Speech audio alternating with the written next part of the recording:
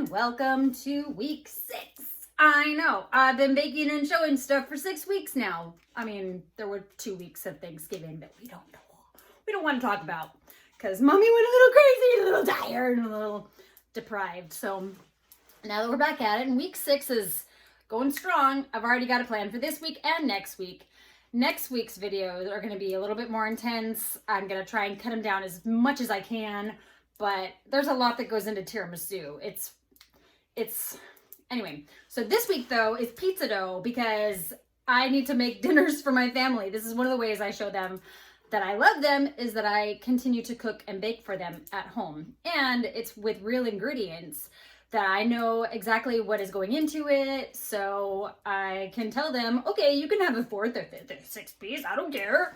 Healthy extra olive oil, extra virgin olive oil, right? It's gonna help lower your cholesterol. So, and then I'm hoping that by all of these classes that I'm trying to instruct with, that it will inspire you to want to do more cooking and baking at home, because it really isn't difficult. You just have to get your feet wet and try something new, right? That's what I did, and it turns out I was successful, so you never know.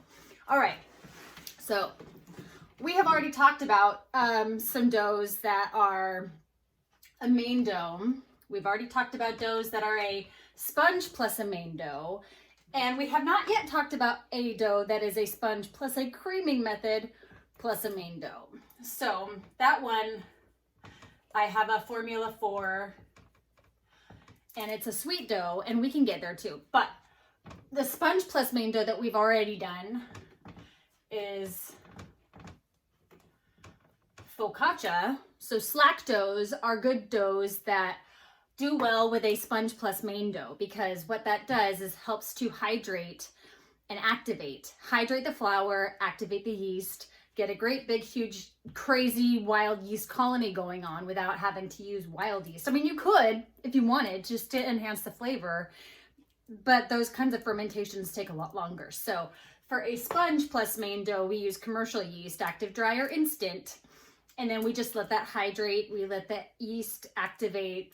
We give it some time before we start developing the gluten, and then we add our flour and our tenderizers and our flavor enhancers and whatever. We do that later so that we don't have to mess with it too much. But our main dough stuff would be like a lean dough, like a baguette, or a soft dough, like my mother's white bread, or in school we would call it a ballon, B-A-L-L-O-N, not a balloon, a ballon. So a soft dough can go over here. And also the challah, so a rich dough, can go under main dough.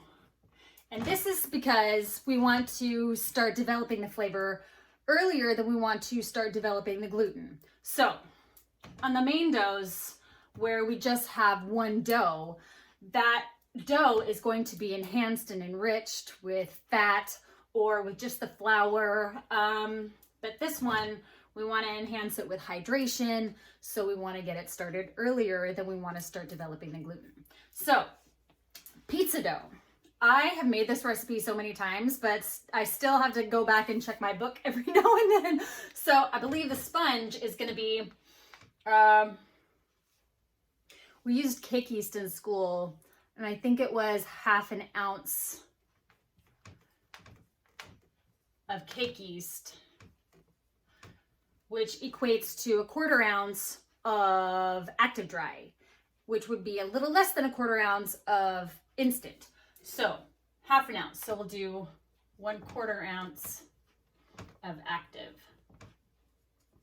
And then we're going to use 8 ounces of water and 5 ounces of bread flour.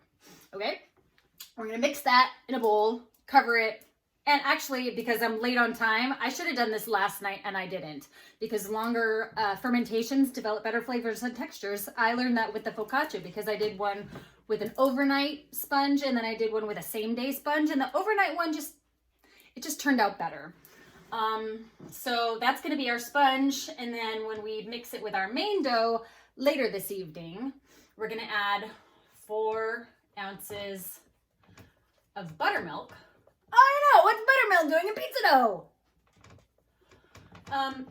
Milk is a tenderizer. It has proteins in it, but it also has liquids. What it does is it softens the dough a little bit.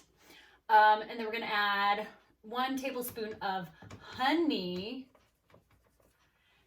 just for a little bit of sweetness. We're gonna add 1 ounce of extra virgin olive oil.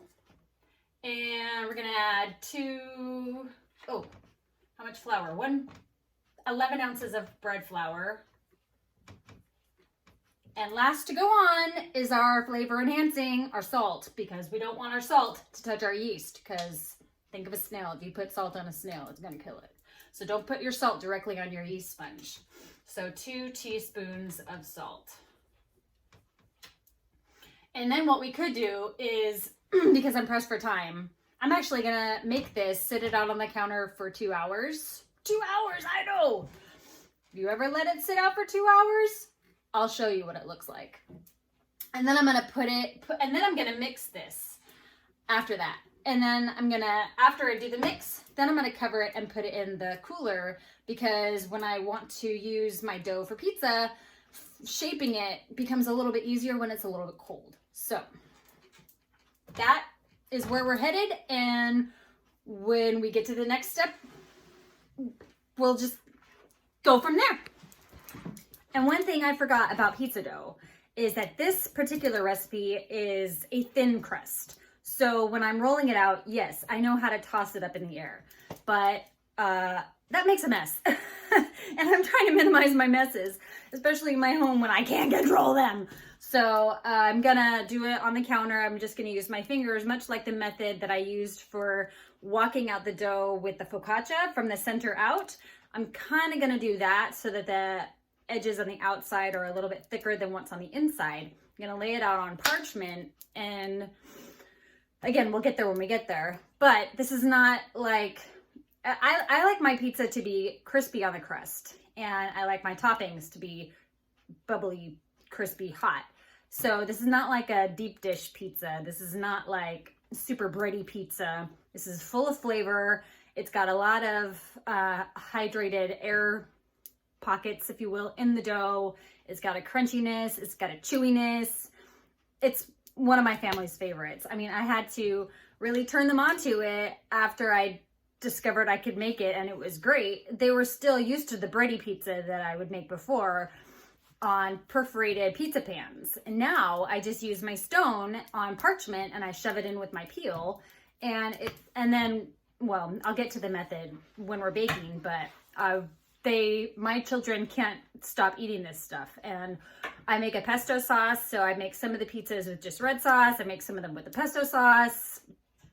I mean, it's a party night when we have pizza night. So I'm hoping that you guys can use this and make it yourselves to your extent, whatever you have in your home. You got to use what you got. So I'm looking forward to showing this to you, and I'm looking forward to eating it.